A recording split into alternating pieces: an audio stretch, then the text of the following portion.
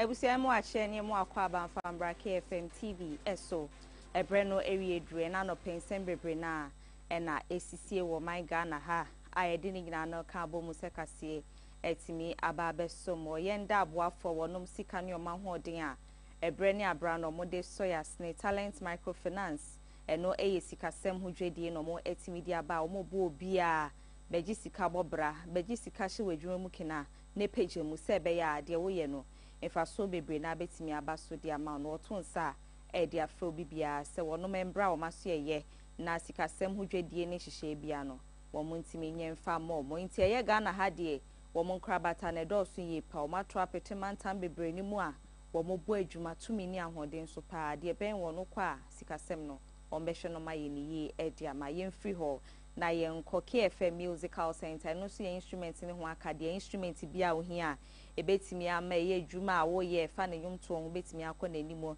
na di mu ye e di ama no ukopie mu na kache obema obi na bibia na timi akoye kama e di ama nkramantem ha de kwa akra zongo lane ekobasa wa santimantem so akopie mu adum wo mo ne Sambra hotel no ebo animhwe instruments ehunhu aka de ene ho pempena de bia no wo de be ma ama bibia no etimi ewie mu de titru ene enwomto foku ahodo amo my Ghana ha eno so ho asem ena mede adan wo no yemfiri we ne enko dadaba take up eno so ye phone se ne ho accessories phone bia opebia phone bia watidin bia phone bia ebodin bia kopie mu dadaba take up obema obi na bibia koyi edi ama kaneshi bia ya takwa station wonu gina wo pai no dadaba take up na josio no ewo ho ko ha obehwe ama bibia e fine edi ama wo nyumekoi ene na no pe omobo machi do ma mede nsema hodo na ba besomo ewo KFM TV eso ensemne doso ne na no pe de edi mu akotene bi enie ene dwe ye bebo era eye onmonyamfo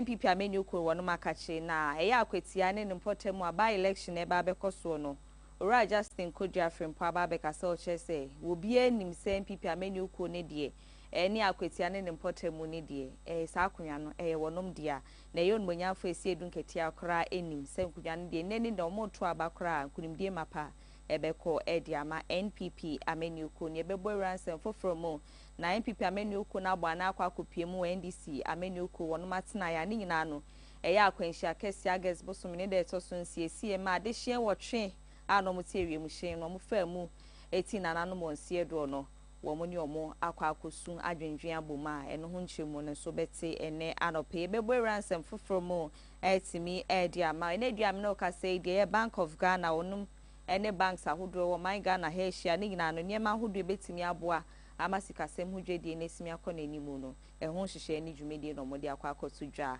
ena anope mu nsem no so wo betie bebo era eye nigidie ensemo na ye National Film Authority wonom boss eye ka food and kro no so aba montin mo chese bimbo adimoye a onu twasini wo Nigeria mine mu no ne nsem bi odbetu dwa se Ghana adihye bi no TV stations ahodo yi ni senior eno namra kwan so nsem fata no ehon nsem ni nchemu bi aba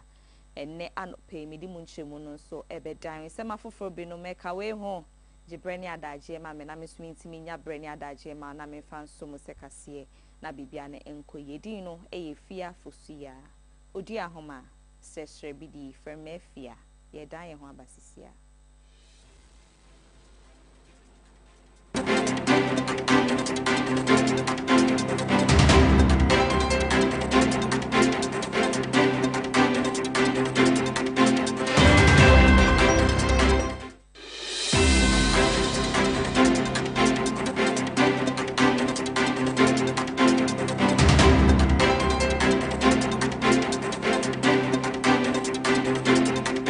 Mami sanda semu akwa abanfa mbra eye nkasa mfonyine ne so na me hye nsem na se ne anope mfa ma de eye chochofo panyi de ma the New Patriotic Party NPP amenu ko no eye onmunyafo Justin Kodria Frempon me no ka se ne dio nitmemufu bi a wono mu akwatia ne npotem enu epoye mantamu a wo modom NPP amenu ko no akasa na ne nsem o kanyina ne se ene NDC amenu ko ne kra nim se ye akwatia akonwe eda ho sisi adam pan a year by election beba because September boss mini de to so mienu no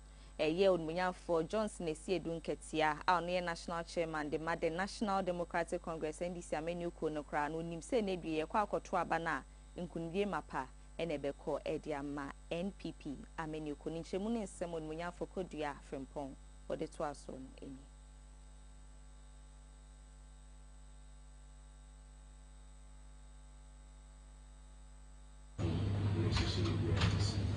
I know for advertise administrative arts, and we are looking forward having a very fruitful relationship with the artists. And I know for Akwetia is our city. My uncle knows that we are going to retain the city at Akwetia. I think we will help us by choosing a candidate who cannot compete. So advertise administrative arts, and we are looking forward having a very fruitful relationship with the artists. And I know for Akwetia is our city. My uncle knows that we are going to retain the city at Akwetia.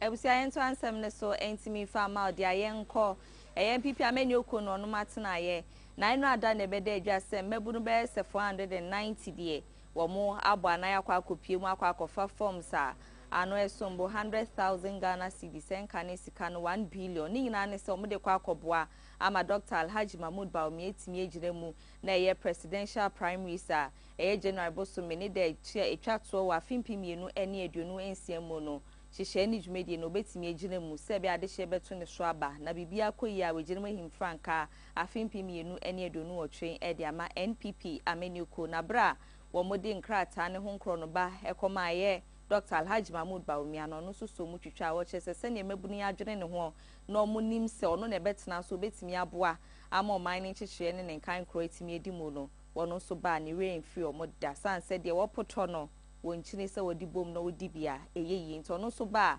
eniema hodo ebeboa ma mebuna asete no mobo no ni afi nso abrabo ne betimi ayede na aye bokodi amom no wodi niema begugu akwema ye hyehyeye pa se be ya wo mo so de o mo beka ho bi na de o mo ye bia na ni o masete na ni abrabo o mobo no etimi ewi nkunimde ede amom nchemu a Dr. Alhaji Mahmoud Baomi odi mai eni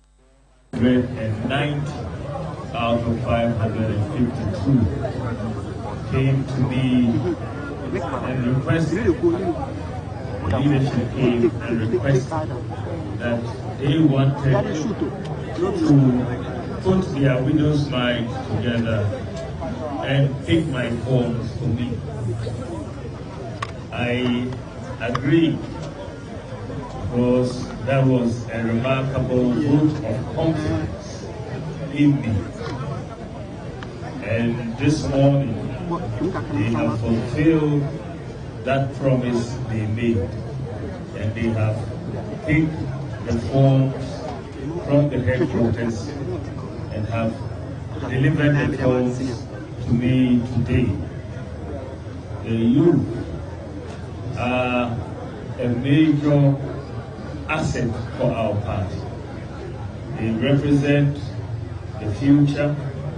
and they are an asset not only for the party but for the nation. And I want to thank them for this major vote of confidence. I want to say that I am minded to contest for the flag bearership.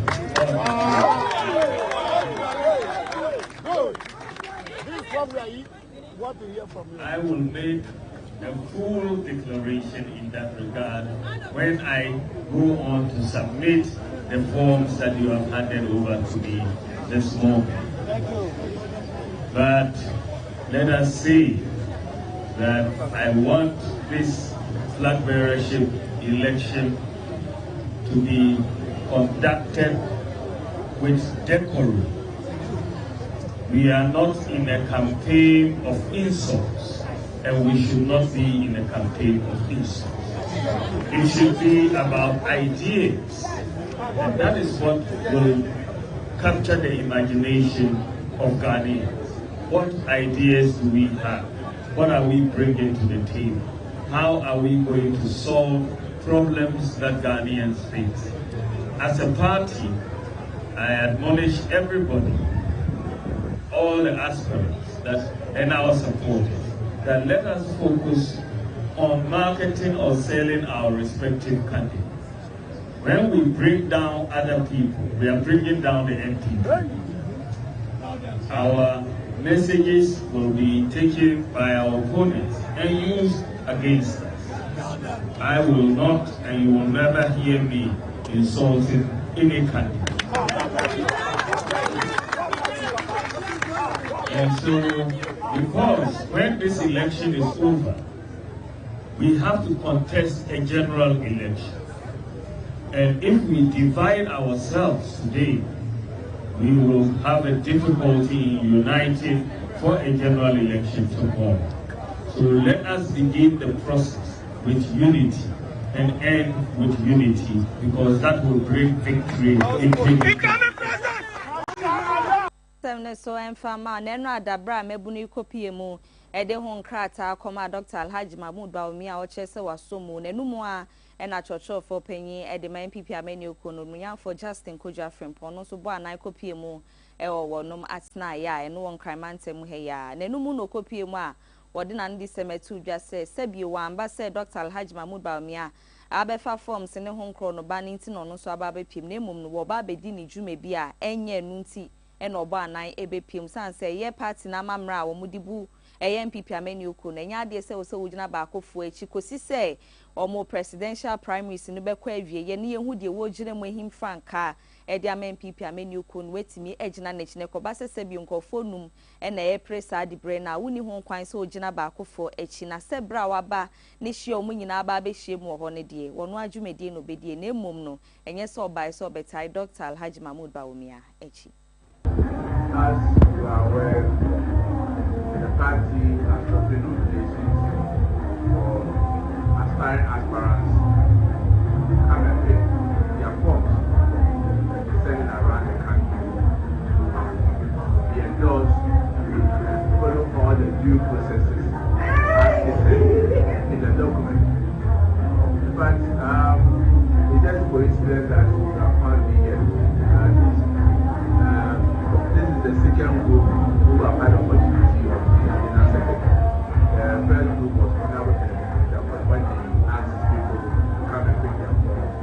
I was in the office, so they met me and we gave the forms to them.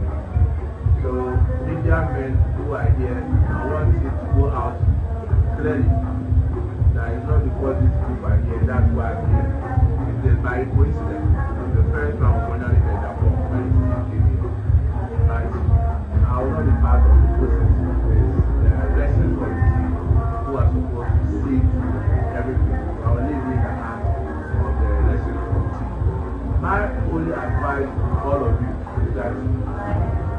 irrespective of our interests, where you belong to, where someone comes from, the lessons will come on my board to the January 31st. But the winner will be the new patriotic party.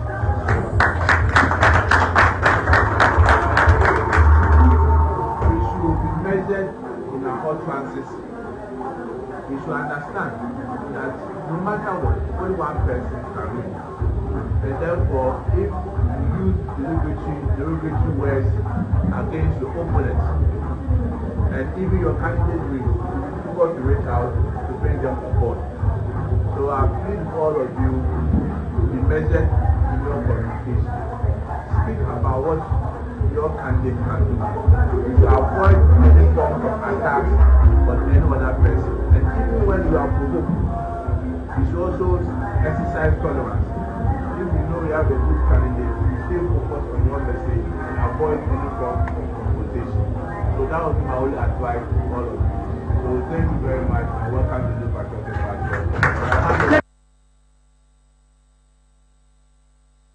Ewusia etwa so na ya gesbo so meneda na etoso nsia wa fimpimi no ene aduonu enumo na Ghana de hyensu no munyina etie ni nyina ne se mpanyimfo a na wo mo kwa akoboa amajumedie ne hyehye timi akoso na mefom agudie to na mra kwan so a de hye benom de wobodi atro mabe mu se de omo ya no mo ye no empanyifo tu ho ana mo na chese dwumedie ne hyehyeye mu no na ekoso wa santemantemu na bra eye nkofo ade hye wotwe tina wiemhye mu ana nkomo kɔ ho no emu a mkodru mu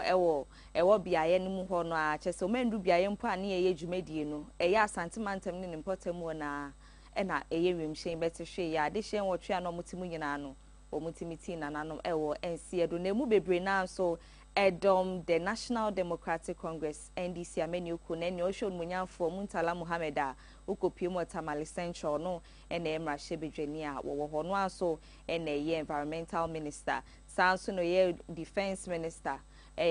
Dr. Edward Omaneboama ono so dom NDC amenyuku na nimpanyufo ekuku dambi o mekita di brain mewie gya to ho ene wono ma na omobo ahye nhyehyɛ ni dwumedie mu no na kyese o munyina no NDC amenyuku no fa no ena bebre na ewenu mu ene neduame no kasa MPP amenyuku ene Afia Fosuah penya woda no Justin Kojo Afrempong ene aboabo edoma no ani nyina no wo makwa akopie mu ewe NDC wonom atena ni nyina ne se ne edru bre bia edru enigide a oni adehye ko eji wani bomu sanso ne edru arehoda wetimi akọ na esu ewo se emusu no wetimi esu abomu wo makwa akopie mu ewe NDC wonom atena ni nyina no arewusemi esi ye ho anamontu ena omo edi akwa akopie mu. So it is important that in times like this, we also show solidarity and strength. Indeed, there are certain comments that are made by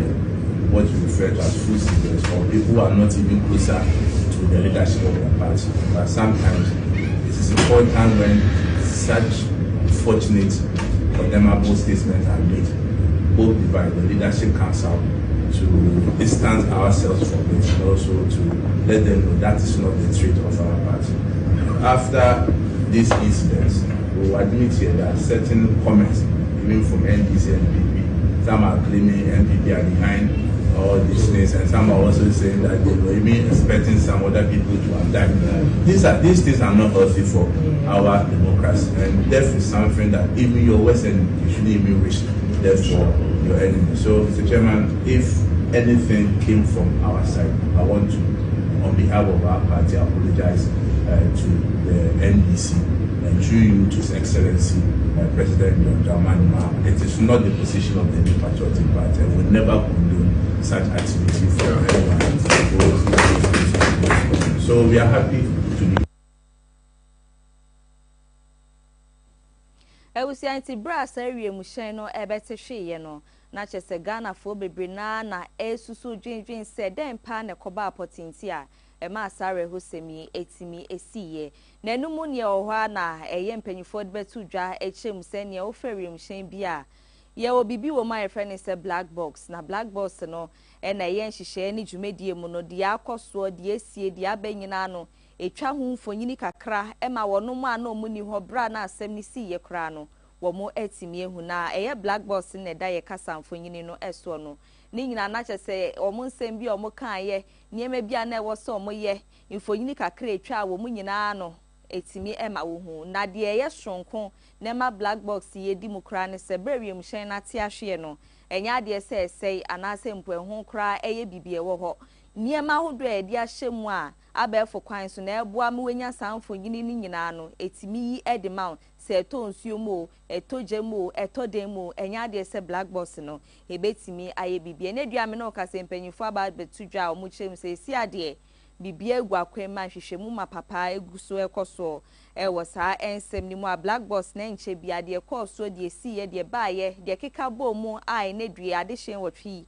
enka ti asifo hu nyina no wo mu de beba betu montinum se be ya Ghana ade hyen nyina no ebetimi ehu na egusua ewo saa kwanhia yi emu na bra kwanhia ni si ye akire no empanyifo betu dwa se ne na empanyifo akukuda miti ewiem hyen a omukohia omukwam konfinwa na ye fom agudie to enamra kwan so no ene nam so mo muhia wo yayaya se ni nkebe ya enkaye mfatabo no ento ye illegal mining so me hye galam se ye fom agudie to a enamra kwan so ene nam so ema asue ya omo ehwe ye small scale mining ho nkro no ba no wo mu nyina nka bo mu kwa de aba montin mo mo kire se de esi ye no sebio ye nkwanhia nti ekobase ye de tabono to mo adwuma ye a omo ye so a enya de se betimi aboasan se nkwanhia de etimi tu obia etimi si baabia etimi hia obia etimi ba baabia enti we yenkwanhia na esinti yenhwe ne se yenkwanhia ne yemfa sai studio no entimi ma na se ye de tabo no to so de enya de se betimi aboa nhwemu no eni. We are much concerned about calls from a section of Ghanaians pertaining to the helicopter crash, which sought to create the impression that there should be a ban on small-scale mining. I think most of the people are trying to blame the small-scale miners for that incident. That is what we think is very unfortunate, because if you look at the incident, it is a different issue from small-scale mining. Though we appreciate and accept that they were on a mission to an event for the purpose of small-scale mining. But when we try to bring the two together, you see, it makes us lose the focus, because we should focus on the causes of the accident. And I don't think it is the doing of the small-scale miners which bring about that issue. My concern is that whenever we try to bring the two together, we lose focus and turn attention to the unnecessary things rather than seeking the cause of the accident and making sure that things are put in place to prevent future occurrences. So we want the public to be aware that the small-scale miners are not equipped to pray for that incident to happen. We all see it as an accident. We should see it as such. If you even consider the event that brought about this issue, it was an event meant to promote responsible and small-scale mining. So it wasn't on the negative aspect as we want to portray it. So the concern of small-scale miners is that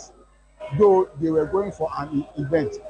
on small-scale mining, that the incident happened, but it is not the intent and the doing of small-scale miners as people are suggesting.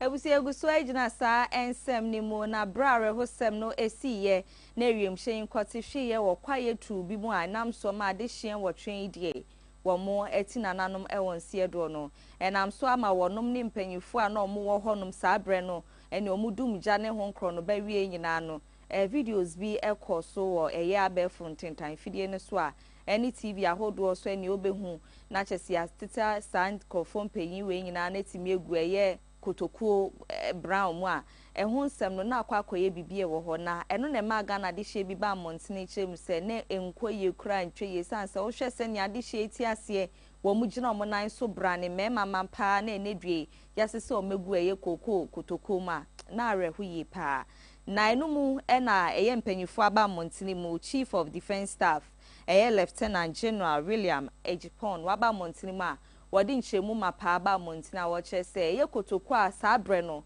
wonom sese omo egu mu no sebie nye se omu bu omanimtia anase mpo sebie de na emu na ye no na enu nti no mo eye saade na emom no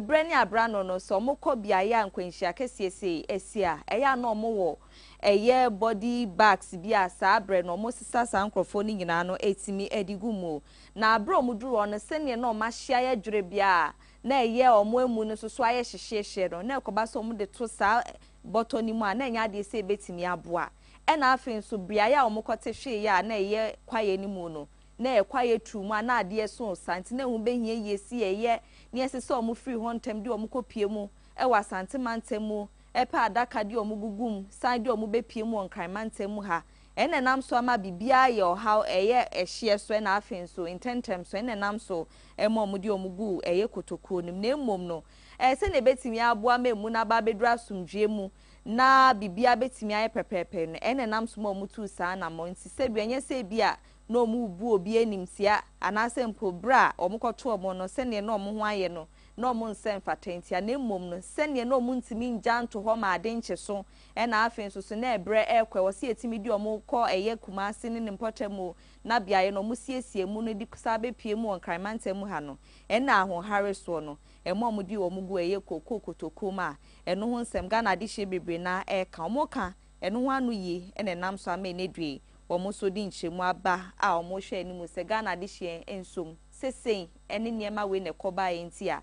saa eye videos ne ho nkro no ba ne twegu ya ade hye bebre na aka awasem eno ho nchemu ena eye opanyin so etimi ede aba betu edwa yeguso ejina saa ensem no emu na bra asem no siye no ene Ghana fo bebre na kasa ebi kura bisa se bio nti helicopter ye ba be hwe ho no na omu ni parachute bia wo mu ana ebi su bisa mpo se nti eye hyenkani de na wotwi eye wiem hyen so no ntimi enye emergency landing na onfa ensi bia ye bia o metimi esisi ntem na oha no metimi aso a obi ka de onim ewum nenso no se bio mu a wo mu ni hobi no wo mu enenim de ekoba de to wo mu a na mu entimi nya hwe mfa ho a wo mu ntimi enyi oma no se obi ka de ope ewachi na enu mu ena mpanyifo de aba montini mu a wo mu chese sisi ade nhwehwemu mapapa ba bikoso wo saa ensem ni mu ene Ghana Armed Forces for ma komuntuma abomu ya aposifo nso akomuntuma abomu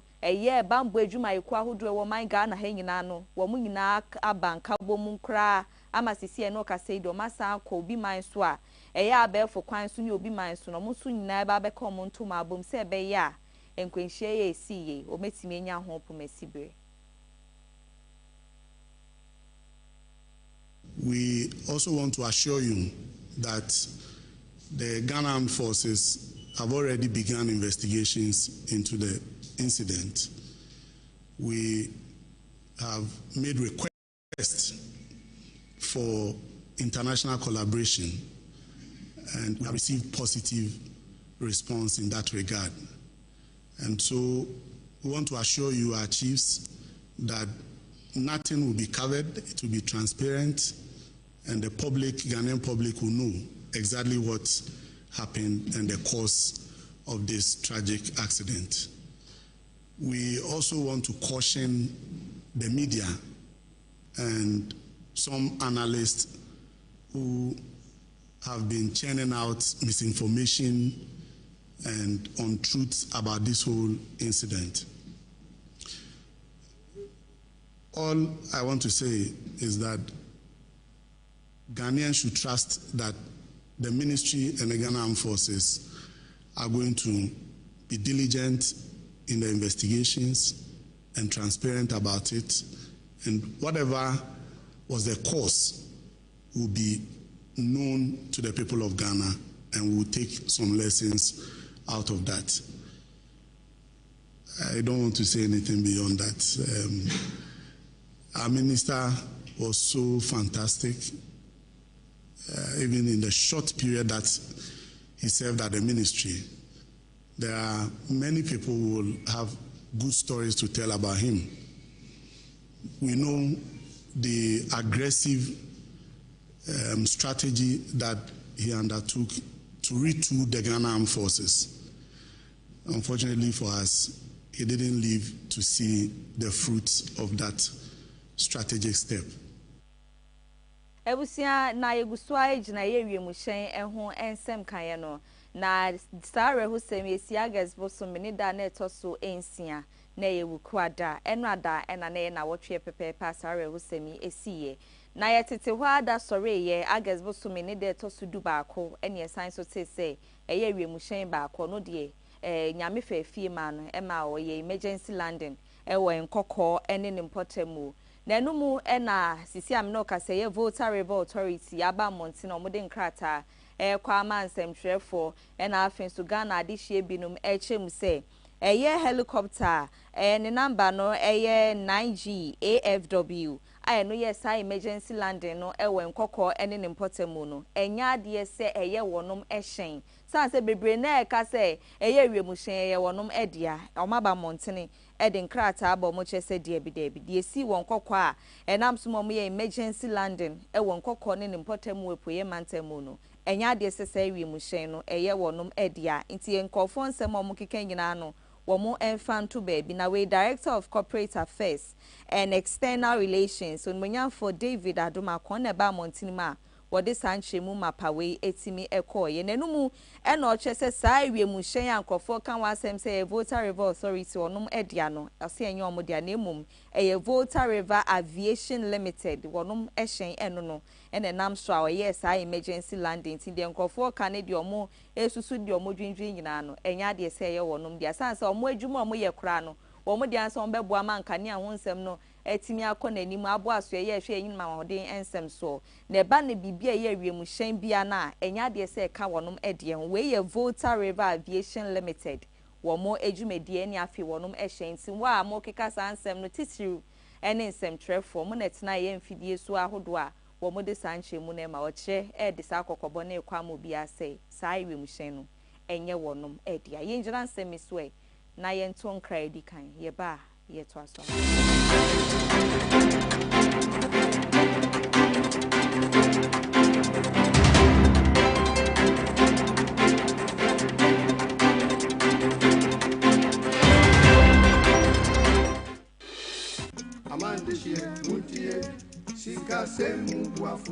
Medogbena mi Ghana duko do ajakple hoduko kata.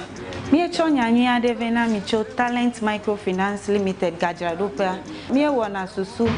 savings, adishie, school buafo, cashback, ple bubwa okata. Nenyebe egajom de mi agbo la letie tomegbeko ateun aho gadodo. Kenenyebe egajom vivi la nenyebe o gahia ola atenwa ava de ogai kenehia fa. Tanenyebe mi foncho mi afa jom yo kenye mi afa gadodo nyawa. Business loan elemiashi, church financing elemiashi, salary loan elemiashi, eye bubo li kenye personal loan. Nenyebe mi foncho business loan enye gadodo ikemie nana asichalao. Nenyebe washigba keke alum eleswe we have talent.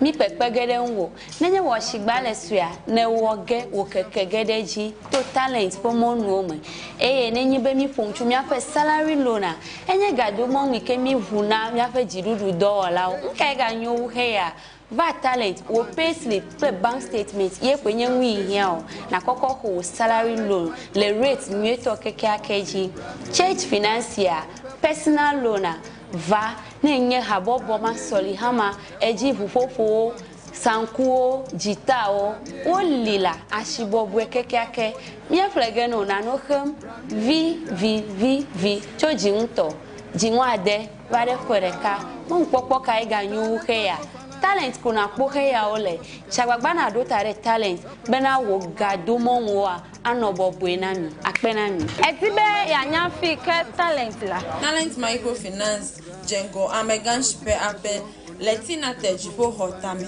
miape kapomoye nya 050-129-1298 alo 050-128-9119 talent oga kwamanu kwanta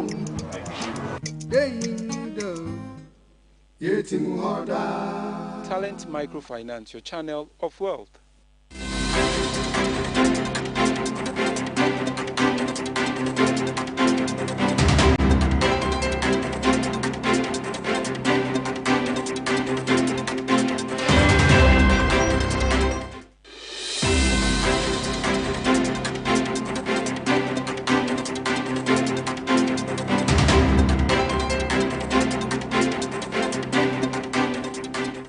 Sansonda asemu akwa banfambra KFM TV eso obrene wadaji audi afem ya no pansem ni egusu ase aponechi na ye de eso mo no abe Fontaine ye wo so live KFM TV GH on Facebook YouTube to aye wo hoye na de ekoso ne kobase wo comment ni mu a obetimi ahwe bi ewo phone so eno so eho akwanya ewo ho yenda ase na ye nto ansem ne so entimi mfama odi ensem no edoso anope pa bebre na ne de atom a yeguswa etwaso kama etimi ediama yeso ansem ne so e na no pay etimi ediama ode ya assembly members ahodo a wo mo ewo esunafo North municipality ai no wa hafo ano mantam no emu no eneduam no kase wo mo de nsem bebre na e na aba emontini mu wo mo chese ne wo ba bia ya wonom ewo na eni obehwe na obi kita niema edi ewu okum nipa eno ensem fata ne etuo ene ho ase kan ne ho nkro no ba ka obi sisi apa baby e de ne bekwa akotro ne mbetimi aye den de ama wono mo no ubehu na ekita obi na ehu nsem no akwakoye bibi e wo ho na ye go so na sanhwemudie ko so na namsoma municipal chief executive eye Joseph Akpagribo wono na gire mu a wode saa de sredie kwa mampanyifo senkebe ya wo mo fom na ensi fom na sene ebetimi aboa ama wono ma ho bambo nsem na timi akonanim na dwie mudie no wo monye saa dwumedie ne hyehyɛ na kama ama bibia no entimi nkonanim sanse sisi ade die suro ne hu pa na abeto yetimamufo a wonom ewo eyesunafo eno ne mpotemu nti aga na ban bransa ban mu na usene ebi mafa yekwati kwan so enya saa niema ahodo edi ewu okuma ewo wonom ho a ensem fata no emra no entimi ni wonom ndi sene ese na efata se be ya ahobambon ho nsem ne soso ebetimi afa ne ntema pa edi efra Ewusa yetwansem ne so edi amount na ye Kwewu West Municipal Fire Commander eyo nmonya for Samuel Mante wono so aba montirima ne nsem a woka na ochem se ne ubepie mu ewo Kwewu di ne mpotemu dia enkwenhia no dosu yie pa ene ne obete na ehyen bi dia kopem obehwe we nam kwan so na ehyen bi aba juri kura fa ne so de na kwakoto baabi ai ho nsem na kwakoye bibi pa Intenu ne nam so ama odi afutuo ma papa kwa ma ye adrava for say ekoba so musi ya kwan ne akwantempo ahodo ne so na omutwe omo hyen na wo momo mani nda ho yi pa sanse nkwanhia ne ebu wonum ekomu edoso dodo na wo kiremu kra na wotwe bia mu no nipa be se eduonu ekọ enetimi ehia akwanhia emu ba akode ubehu na wafemu eti nananom ewonsie do a eno nsem na akwakoya rehu ye pa sanse na wotwe bia nkofo aduonu prepra wo saa kwan ne so na afin so ebi nso atsetimi afemu eti nananom dia na kyese mu nsem no erem ye pa eno ho afutuo ne kokobo eno de ma hyenkafo se koba so musi o makwan ne so a omomani nda ho ene o hwe na woni kro no wabre watwi hyen na wabra kojai to baabi na kyese timiji wa home se be ya wonkosi kwan ne so na ne anikum bimba ma wonfa nko fa obi so anasempo se bi obi a waye ni da ho a wonam ho kɔ ne baabi no na wa ma na kwakwehia ne kwam konfri wa eno ya ade a ha adwen na titi yi pa nti osi obi ama nani da otisiru ene ahyenkafo mo Kwewu West ene ne mpotemu ekobasa na abrabɔ no ebetimi ayeye akoye edi amom na aboa ma hobambo ho nsem ne so etimi ejina ne nan so pampe eye pa mento ansem ne so emfa ma odi amekɔ secondi takrade na ya ade hia abrani abrano no mo de ehyen ahodo di omoda ada adwuma no wo maba montene a wo mo de nsem bebre na ekɔ amaga na ban wo mo kyerem se oba bia ye omo wona eya ahyenkafo ne de eya ahyentiade ebo no de omo momu pɛ ena omo de etoto so ebu okra ye ma montirimu se ye to eya ahyentiade ebu mu so omo bra omo pɛ ene bra wo mo hu se wo so omo de bibi to so no na omo de aba beto so omo kye se embwa kra enya de se senso se efata sanse bebre na wo ho a asa na omo befiri omo fiefie mu a omo besi montirimu se mpo omo kwa akɔfa ahyen e de akwa akɔbie mu obi aye omo akwa akɔye adwuma no wo mo nim sika egu omo kotokom na nso bekwa akɔduru ho no na yesi tua sika se kɔbasa enya de se etimi eboa enu mu na omo kyese nkebe ya aban embrabra ya omo wono na kyese omo ankasa mfa omo hyen ye ga eya aban ehyen embra se be ya ekɔbasa sa hyenkafo omo ye sa na omo se aban ehyen wo ho na ebo ne ewo fom na nkɔfo ofe no a ebe ma se bi omenya adesuade ni suahunu bi wom na ometimi atese bo ne so e de aba fom se be ya obi aho beso na obi anso betimi afa hyen ni bi akodi ne dada adwuma nti uko secondi takrade a wo no ma titi omo de ahyen edi omo dada adwuma de akoni abamu ene ho nkro no ba no ene ho adesrede na omo de kwa mampanyifo so omo so mbra na omo fo omo ankasa de embra na bibia no entimi nko ekobasa ahyenkafo no omo behu se ne omo be ye omo niema na aho kyere do kro mo efa na hyantiade ebo ho a ebetimi aba fom de amo mi gina nsemi so na madame ho me ba ye buewra eye dwedie ensem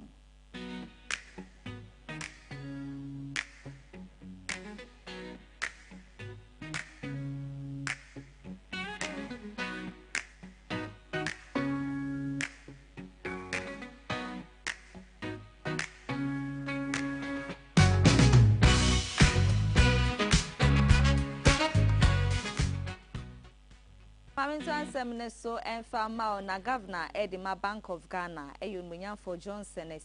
esiama me ne wo kase ne due wo den hihye adwumedie fufuro kwa na aba montini ma wo hwe animu se banks ahodwe wo man Ghana ha no wo no mu betimi ehia ne nyina no eye yesikasem honkro no ba no e no mo hwe animu se betimi akoyie tichu ne eye exchange rate ne honkro no ba ne due Ghana de hye bebre na tempenten kwa o titu ne adwedifo chese sikasem no enya de se timi koyie na ewie mu die no eno ho nsem kaye eno de aba montini ma wo chese mpanyifo ba betena se no ma ye de se na efata se be ya betimi aboa amasikasem no etimi ejina na namonso ne koba se ejina na namonso de ya ebebo amedwedi a omudie ne soso no bibia etimi akonanim na ewie mu die na enum no chese banks ahodo ne soso no enhihye ne niema bebre na wo hwa e wo so mo simitimi fa no mudi so na ebo amasikasem no etimi ekonanim se ni obi biara ehwehwe ne se be ya obi aho betimi atono na eye mfaso nso a edwedifo ehwehwe no wo monsanso etimi aka nti we eye monetary policy committee meeting no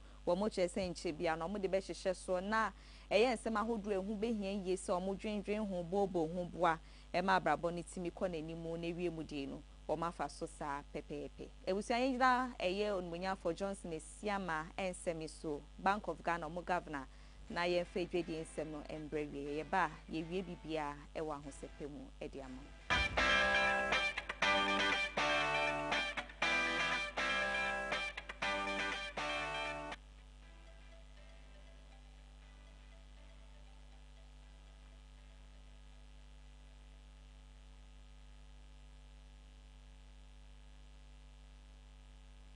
Miriam semne wo enigidie mu ediama odia Ghana de hye beka nche bia ena bimbo adimoye ukopie mu alataman ni mu a wotwa sini ewo ho wode betu montini mu se wenya ntiye ehuhu bi se Ghana stations ni bie no ya de se ono ankasa sinia wetwa ne foforo kra wonye nya ho mfaso mpo enya ho dwetira wode hye mu ehu mfaso no ebinmu ahyase eyi ewo no mu TV so wo Ghana man mu ani odbeto montene che se de bi mu ye no enya de se fata kra na ekoye sanse sika pa e wo se wodi hyemu asa na wetwa sini ba ko no wa unfiri mu mfiri no wa bre ne koba se wo nim fufiri a wa san de dunya sa adwumedie ni hihye kama se na wonya ho faso na obi de abeto TV so eyi mretie mu no wo che se na ensene entwa ye enfata kra na bro de beto montene mu de empanyifo nso ede omunansi form hwe se nkombe ma hwehwemu mapa etimi akoso sa ensem nenumu en executive secretary edema National Film Authority ma mekafu idanku wo ba montinimu anachese ni nyina no woni eye orai edi eye nkitahudie na afin so moma ne si bimbo adimoye so said ye ekoso ne de wo keka se Ghana de hye binum eyi ne sinie no kebe ya won fa evidence kire eni mpo de kwan e fa so e ba ya wo huye no mutimi ngina so entu anamo na emra no enye adwuma sene se na efata nanumu ena eye kafu idanko aba montini ma wo chese bra wo mo ne eye bimbo adimoye nya nkitanwodie se nka onfa sa evidence ne embra no na no disem ne na no yode mo se de ode sa evidence ne ma no no wo de fa disappearing messages na je se edumre bi a WhatsApp kra no ekoba se obi e to nkra ma ne wo na wo de sa time ma ne to hwa ene ebu okra 24 hours ade chinso na de ode ma wo no na pepa e de free wo bimbo adimoye che se de ode sa evidence ne ma no sa kwan ne so no fa ya wo de ma no nti no evidence wo kitempa obetimi e kire se station A and station B na yi mi senior ensem fatai na mra kwan so no ya de se woni sa evidence no obiem san se disappearing message ne time ani nyina no eyi ni nyina na de free hwa won kita evidence si a obetimi di a kire se station we ene di sa adwumedi ene na so amaka fridanku aba montimo o kire se de course no twetwe na so kakra san se sene oba montirim be kasa na kire se obibia na ogina so pa na ode ka de wo ka na abeka kire se de wo evidence no etimi ayire free ho de o kire se ntwe ye kana ye se bimbo di senior wo twaye no na kire se wo hwe se Ghana di hie binum benya nteye no metimi ahwe amanya mu faso ene nam so ma ne tu sa na mo na sa asemi a wo kan pa de nkebe ya won ko na chi no san bra bi san se no krebi eni baabi nti san sem ne mu nchemu no ena mede asomo ne ngina so ena nsem ahodo ena no pe boabo no besom se kase e o KFM TV so no ye de nyina no e baby ye nda KFM Musical Center Talent Microfinance ena afi dadaba take up ase sansa womo ena eboy etridom ye den sema hodo no ebre wedi no Afia Fosuah Oduahoma Sresrebidi from Afia madase ama omo eni hweniti